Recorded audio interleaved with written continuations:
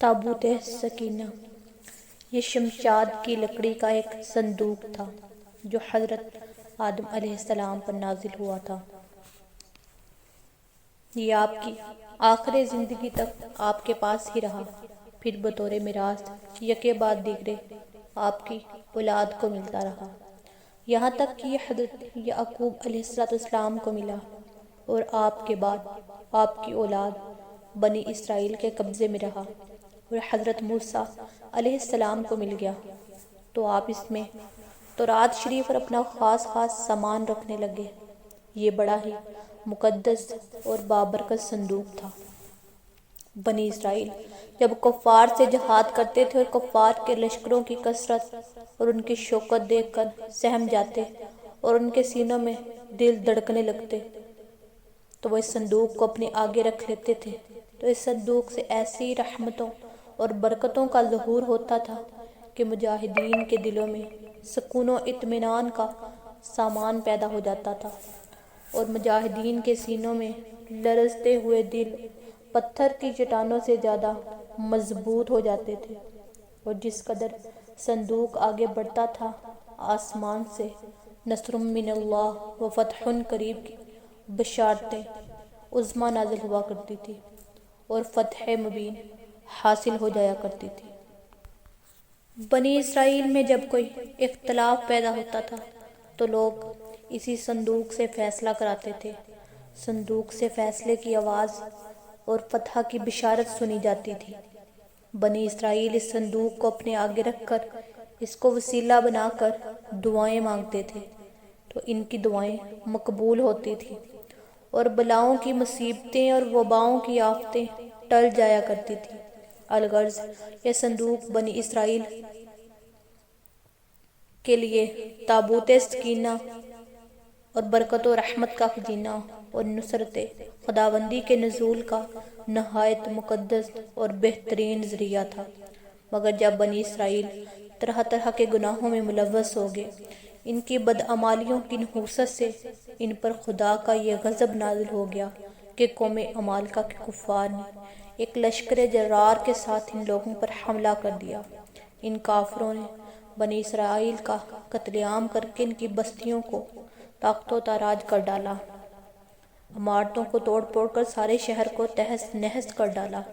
اس متبرک صندوق کو بھی اٹھا کر لے گئے، اس مقدس تبرک کو نجاستوں کے کوڑے خانہ میں پھینک دیا۔ لیکن اس بے ادبی کا قوم عمالقہ پر یہ وبال پڑا کہ یہ لوگ طرح طرح کی بیماریوں اور بلاؤں کے ہجوم میں جھنجھوڑ دیے گئے۔ چنانچہ قوم عمالقہ کے 5 شہر بالکل برباد اور ویران ہو گئے، یہاں تک کہ ان کافروں کو یقین ہو گیا کہ یہ صندوق رحمت کی بے ادبی کا عذاب ہم پر پڑ گیا ہے۔ تو ان کافروں کی آنکھیں کھلی کی کھلی رہ گئیں۔ چنانچہ ان لوگوں نے اس مقدس صندوق کو ایک بیل گاڑی پر لاد کر بیلوں کو بنی اسرائیل کی بستیوں کی طرف ہانک دیا۔ پھر اللہ تعالیٰ نے 4 فرشتوں کو مقرر فرما دیا جو اس مبارک صندوق کو بنی اسرائیل کے نبی حضرت شمویل علیہ السلام کی خدمت میں لائے۔ اس طرح پھر بنی اسرائیل کی کھوئی ہوئی نعمت دوبارہ ان کو مل گئی، اور یہ صندوق ٹھیک اس وقت حضرت شمویل علیہ السلام کے پاس پہنچا جبکہ حضرت شمویل علیہ السلام نے طالوت کو بادشاہ بنا دیا تھا، اور بنی اسرائیل طالوت کی بادشاہی تسلیم کرنے پر تیار نہیں تھے، اور یہی شرط ٹھہری تھی کہ مقدس صندوق آ جائے تو ہم طالوت کی بادشاہی تسلیم کر لیں گے۔ چنانچہ صندوق آ گیا اور بنی اسرائیل طالوت کی بادشاہی پر رضامند ہو گئے۔ آئیے اب ہم سنتے ہیں کہ اس تابوت سکینہ میں، اس مبارک صندوق میں کیا چیزیں تھیں جس وجہ سے اس کو تابوت سکینہ کہتے تھے۔ اس مقدس صندوق میں حضرت موسیٰ علیہ السلام کا عصا مبارک اور ان کی مقدس جوتیاں مبارک، اور حضرت ہارون علیہ السلام کا امامہ، حضرت سلیمان کی انگوٹھی مبارک، تورات کی تختیوں کے چند ٹکڑے، کچھ من و سلوہ، اس کے علاوہ حضرت انبیاء اکرام علیہ السلام کی صورتوں کے حلیے وغیرہ سب سامان تھا۔ تو آئیے ہم اب اس کی طرف چلتے ہیں کہ اس سے ہمیں سبق کیا ملا اس واقعے سے۔ معلوم ہوا کہ بزرگوں کے تبرکات کی خداوند کے دربار میں بڑی عزت و عظمت ہے اور ان کے ذریعے مخلوق خدا کو بڑے بڑے فیوز و برکات حاصل ہوتے ہیں۔ دیکھ لو، اس صندوق میں حضرت موسیٰ کی جوتیاں، آپ کا عصا، حضرت ہارون کی پگڑی تھی۔ اللہ تعالیٰ کی بارگاہ میں یہ صندوق اس قدر مقبول و مکرم معظم ہو گیا کہ فرشتوں نے اس کو اپنے نورانی کندھوں پر اٹھا کر